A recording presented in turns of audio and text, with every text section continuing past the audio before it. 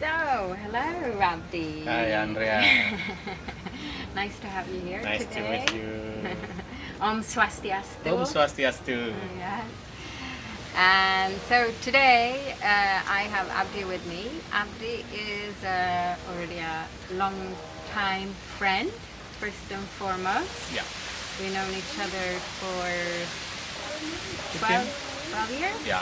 Yeah, somewhere around there. And actually met through the same passion of yoga. That's how we were introduced, Yeah. right? And so Abdi is also one of our teachers here in Ubuntu, Bali. And he's teaching Hatha yoga. So I invited Abdi to come and to speak a little bit about who he is and have a little background on him and talk a little bit about his yoga and his teachings and so on. So first of all, I would like you to tell us a little bit about who is Abdi. Well, thanks, Andrea, for inviting me to this talk. It's really nice to be in this moment. So, my name is Abdi. I was born 1965. I'm old enough. I'm Balinese. I really blessed being a Balinese. There, where we were kid, was living in such this beautiful island, and then thanks also to my parents who bring me around Bali. Actually, I came from Klungkung, but my parents are teachers. Both are teachers. Were teachers, sorry. So they moved from one city to other cities. So then, and every time we move into different places, is always living in the saman houses. That's give me another place also. Yeah. And then as kid, of course, we growing, we playing in the rice fields with all our friends. On that time was no motorbike, it's mostly only bicycles. Good that my parents has bicycles. According to my parents, that when I was a kid, my mom was sick for quite long. It's more than 6 months. It's like you call never been awake for count as 3 months, something like that. She was So- unconscious. Yeah, unconscious. Yeah. So my father put me in some of his relative. So I was actually when a kid, since my mom was sick, so we live in different places with different persons. You were sent to live with different relatives. Yeah. Okay. And then of course, thanks God that my mom back to her health, and then she again can guide us. We are 4, so I have another 3 brothers. I am the son voice. So that's why my name, the full name actually Komang Abdi Santosa. So but I prefer to use Abdi because if you in Bali, you will find so many Komang. So we're not confused. So Komang is the third voice in Bali, and Abdi is my middle names. And Santosa, I think everybody knows meaning of Santosa. So this peacefulness and everything. So it's really my parents giving a good name. Because in Bali, the names of the sons are according to which one is the firstborn, The and second, second, third, and exactly. fourth, and then they have like a few. Yeah, different- family name. Let's say like a family name. The first boy or daughter will be Putu or Wayan, and then the seconds will be Made or Nenga, and then the third will be Komang or Nyomans, and then the last one will be Ketut. So of course there are some clan putting their clan in front of that. Let's say they are Brahman, they will put in the Bagus, and then Gusti for the one who are kind of the low clans, let's say like that. They do not put any title in front of this family name. Yeah. So back to my family. So then's a good thing that my mom can back to her health. And then she start again teaching and then again moving around. So we were not living in the same place every year. So we moved because my mom actually liked to adventure. So then after a while I grew in good livings, houses and good family who adopt, let's say like that, us because of nomaden. But that gave me opportunity to learn more and more and more. On the senior high schools, my parents decided not to give us leave together with them. So they bring us to the boarding house. So since then, let's say independence, living not under the what you call, not under the guidance of the parents. Yeah. So they let us be independent. Yeah. So I really like to say that my mom is the futuristic vision. She has a really good futuristic vision. So she not allow myself actually, different than my three brothers, stay around the family. So she always asked me to go far away. So on those learning system that I understand that we have to be independent, we have to believe in ourselves, that we can live good way if we know how to behave ourselves. So it wasn't because you were naughty and you were No. sent away. I was the most shy boys in the family. That's why my mom decided not to give me a chance to live in this small family. So she wanted me to go around to be a bit naughty. Okay, she wanted to give you more freedom. Yes. To be more Yeah. out there Out there. and meet new people, have new experiences. Okay. Yeah, of course, and every kid has their own dream. When I was a kid, I really dreamed to be an engineer. Okay. And then with another three brothers, with my parents was only a teacher. I think it's not rich enough to pay the school fee when I go to the university. So on those time when I actually passed in most university in Indonesia, and then also I passed my examination in the hotel school, which is those time was not really a good name of the hotel schools. I mean the hotel business was not really grow well. Yeah. But since there was a good choice from my mom, okay, you can go to whatever the school that you choose, but this is the money that I have. So she gave me a certain amount of money and then let me decide which university I went.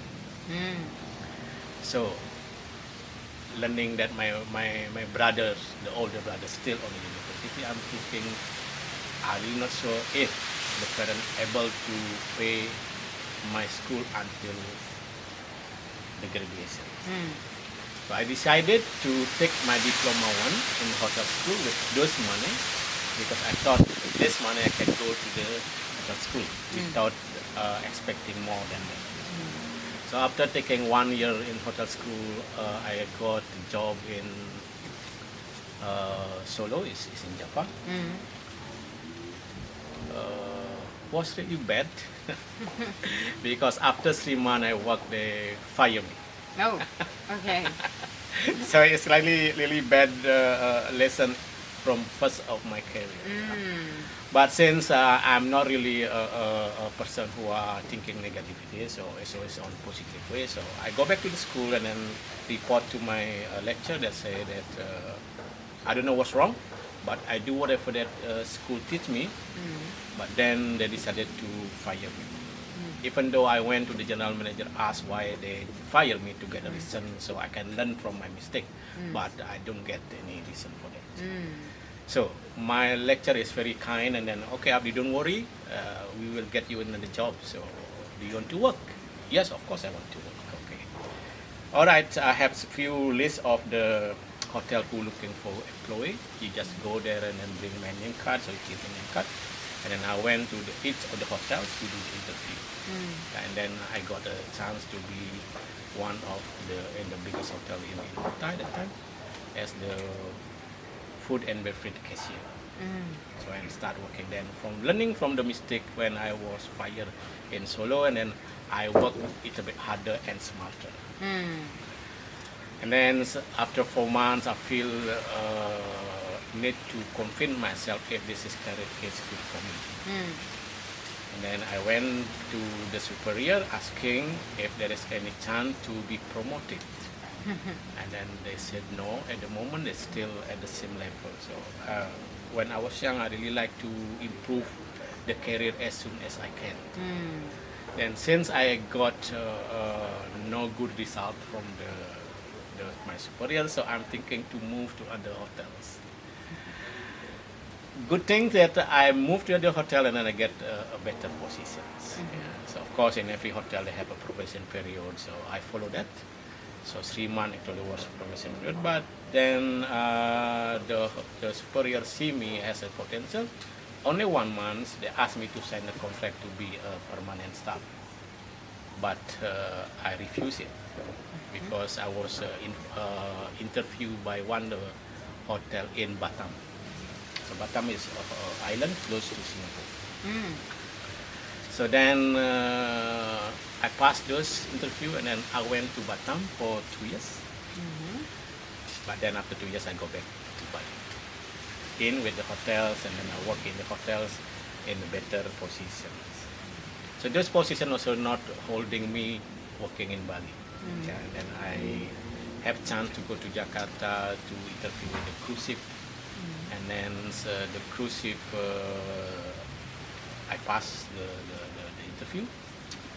So I resigned from my hotels in Bali, and then I went to this cruise ship. In this cruise ship, the good thing that they provide, I think it's 1 or 2 months courses before we went to the cruise. The training. Yeah, the training. So this is really good for me because I can learn without paying. And then also when we went to this course. One day I got $3 cash. But I also get the accommodation, I got the meal, and then I get the education, and then I get the money. So it's really for me, wow, this is really nice life. So after those courses, not long enough, I went to the cruise. So this is something that teach me more. Yeah, they are learning progress on that time. So we were 2 persons from Bali, and then flew to Canada through Hong Kong. So according to the officer in the place that I work for, they said that I will be picked up by an agent in Hong Kong, and then they will stay overnight in the hotel in Hong Kong, and then from there, the day after, we will go to Canada. But not as good as what they told me. So in Hong Kong, nobody picked me up. And then I have to go from one counter of the airplane to the other counter of the airplane to ask where I have to sleep, because on the ticket they said that Garuda was the name of the airline, and then the American airline, something like that, is the one who responsible when I have to go from different airline to different. But both these airlines say no, this is not our responsibility. So it was a nightmare for me that I have to sleep in the airport. But good thing that I was a hotelier. So I went to the general manager of this airline, and then I make a complaint why this is happening. And then the good response that I got place to sleep. Okay. Including breakfast and dinner. Oh, wow. So there's a bonus. Well done. Yeah, and then the day after we flew to Canada. Again in Canada, supposed to that the agent pick me up to bring to the harbor, but no one picked me up. So it's kind of okay. What should I do? But then I see the counter, the label of the company that I work for. So I went to that counter, and then the officer they said no, this is only for the passenger. It's not for the crew. Wow. Okay, we don't know where is the harbor. So just we wait, and then a good driver approached us and then allow us to sit on their bus to go to the harbor. So that's the thing. So it's always negative and positive. Yeah, but the good thing that I always get support after the negativity available. So, Good karma. yeah. So it's like when I arrive in the harbor, so the human resources pick me up and then give me the uniform, and then I start working. Of course, they give us a tour in the on the boat on the ship, but right away we have to work. So just imagine, so after the flying with the airplane for 36 hours, something like that, and then we have to go through with this working duty. The first day, it's really nightmare for me. So we don't know how tired, and then I dropped 24 plates Oh, on the God. first day on board the ship. But good thing that the supervisor helped me with this accident and then allow me to be just pouring the water to No more carrying no more plates. carrying plate, just pouring the water, so refilling the water to the customer. That's the good things, yeah. I always get the support from good people around. Then usually new hire staff will need about 3 months, 6 months, to 1 year to be promoted. With my effort to work well, so it's only take me 2 months. 2 months. I become Didn't drop any more plates. no drop on any plate, but then I become a permanent and can handle tables. Okay. So you become a waiter. Become a waiter, so I don't have to wait for long. I Okay. become the waiter. So since then, on the broader ship, salary is nothing, but the tipping is the most important. Yeah. So I work well, and then I got good tips, and then blah blah blah. So that's the most career that I have. Until then, I decided to stop working on the cruise ship after 3 contracts. Because in my mind, when we are planning to have family, living on board or working on board is not really nice to be part of the family. So I start my career on land again in Bali. Again, I start from supervisor levels. My career also is not really well. The first hotel I work is only 6 days. Oh, wow. So I have a different idea with the human resources department. So I don't think that it will be a good place for me to grow my career. So I then moved to the hotels. But then again, working and learning is always my priority. So I work and learn. So I really like to have a better career every year. So 1992, I think the time that I switched a bit. I learned meditations. It's called transcendental meditation. It's really helped me a lot from the basics level up to the CD levels. Since then, my career is really like super jet. So 1992, I remember 1992 September, I start working on board on the islands. In 1995, so been only 3 years, from the level supervisor restaurant supervisor. In 1995, the same month, September, I become a general manager for the hotel. Oh, wow. So it's really just In 3 years. in 3 years. Wow. And how old were you then? Meaning is only 28, 27. Yeah, 27 something. So I was the youngest general manager in Bali for the hotels. And then give me a chance to learn more, learning from a good general manager. So give me more confidence to be a general manager. After 2 years in the same company, I feel I need more challenge. So I applied for another company, and then good thing that I was become a corporate GM. So Bali and Lombok is the base of the hotel that I manage, including the Gili Trawangan. So everybody knows the Gili Trawangan is a small island in Lombok. Now it's famous with their living as a tourist. Mm. Yeah. So when I was managing the hotel there, was nothing in this island. So we are the first hotels, international hotels set up in those islands. So it's really, really, what you call, my career is just rising very fast. But then Bali bomb, no gas, nothing. So I decided to go back to the sea. Okay, so you're back on the cruise Yes, ship I again. go back to the cruise again. Yeah. Since then, I've turned again my way of living. So what I have to do, what I have to do. I have kids, so I have to feed them. I have family, I have to feed them. So now, no matter what. So I work on the cruise, and then with my meditations, I do still doing the meditations, and then learning about yoga on the cruise. So, Oh, yeah? Yeah. So I practice yoga by myself. So I bought a book, and then I learn from the book. So working on the cruise is really long hours, but it's not stop me to practice. So I always practice every time I'm finishing my dinner duty. Not even one day off. It's always doing it. I start with 3 asanas, 4 asanas, and then I do the set of asanas.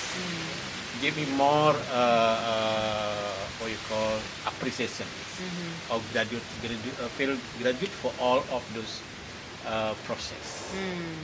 So then after 3 years contract, I went back to Bali. Then again, I work on those hospitality industry. So this career also is not really something that stopped me to doing yoga. Yeah. With those heavy duty, because my position was like the operation manager for the private villa management. So we manage about 50 villas around Bali with different owners. So I have about 300 staff under my supervision. But with this yoga and meditation, I really feel that giving me strength to do my duty. So after all of those, I think 6 years later, in between those years that I went to several yoga studio, learning more from different guru, and then I took the teacher training, the 200 hours teacher training. Since then, I combined between the working and then become a freelancer on the yoga teaching. 2013, I think. Yeah, then I switched from those hospitality career become a yoga. Abdi. Yeah, because that's how we met actually, was involved with the villa project, and then if I remember correctly, you were doing Iyengar yoga as well, right? I'm doing, yes. Yeah, yeah, that's how I... Yeah, I'm learning from the Iyengar. Were you studying with Olaf or? No, I just read the book. Oh, okay. Yeah, and because the book is really clear what to do, and we follow that. Okay, self-taught. Yeah. Okay. Self-discipline. Yeah. And so now we know a little bit your background and how you kind of got into yoga meditation, but what was it that pushed you, or what was it that motivated you to start meditation and yoga? What was it that was calling you? Like this, I think I have no intention to do the meditation and do yoga because of goal. I just do it because of just that the opportunity available there. I like my lifestyle like for water flow. Just follow all those. Yeah. When this meditation becomes something has to learn, and then this coming to me, so I just jump in without any knowing or any reason for that. because in Bali, we do everything without any reason. Okay. Just do it. Okay, you don't question. Don't question anything. Just do it and follow the flow. So you follow that voice Yes. in the heart. That's it. Yeah. So that's the thing. Is it's not something that okay, when I learn yoga, I want to be like this. I want meditation, I will feel like this. So from the meditation, I can understand that actually meditation is no expectation. So by no expectation mean we are not waiting, we are not looking, and then we are not doing anything. We just sit silent and then let the power of the God design our life accordingly. Trust that everything is according to your path. Speaking like a true yogi. Yeah, so I mean, you have had a very interesting background in the service industry, and then together with Damien and Jack, we started Samadhi, Yes. and that's also where we We learn more. invited you to come on board and teach Hatha yoga. Hatha yoga. And I remember you went to Thailand as well. Yeah, we went to Thailand try- for 1 month in one of those famous yoga studio there. Yeah. So we were in the what you call in the yoga compound. Yeah. So I learned more about the Hatha yoga. So there I learned about what actually Hatha yoga is. Hatha yoga is about balance. So balance means between your masculine and feminine, they are the same level. Because one is not balanced, of course they can distract your physical and as well on your mind.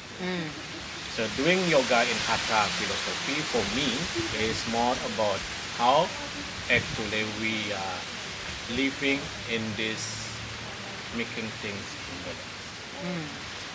In addition to my meditation background, so this Hatha yoga giving more open-minded for me. That's whatever that you decided, whatever that you plan, is only a plan. But without a support of these energies, anything can be just falling down. So this Hatha yoga teach me how you survive, how you become strong when this issue arise. So that's actually what is Hatha yoga. So Hatha yoga is not about how good you do in your asanas, how understand about your asanas, how remember about this Sanskrit name of the asana. So if you do correctly on this alignments of the body, of course every single cell in the body will impact from the movement that you do. Because in Hatha, they are combined between your move, your breath, and your focus. If this three component is there, of course, it's work for your physical body. And then from this physical body, become your energy body. From those, of course, everything will be available for you. So that's why I really focus on the Hatha yoga philosophy. So when you, maybe you did say it, and I just want to have it a little bit more clear to myself. When you say to find the balance using Hatha yoga as a tool, Yes. and what would you say is the main aspect that you would say works to find that balance? Or what is it that Hatha offers in order to find the balance? So, as we all know, the Hatha is come from Sanskrit word Ha and Ta. Ha itself is for the sun. The sun is reflecting your masculine energy, and then Ta is your moon, is your feminine energy. Yeah. So this masculine and feminine energy should be balanced in your body energy. That's why doing the Hatha class, the Hatha philosophy or Hatha yoga, is more how you balance yourself in this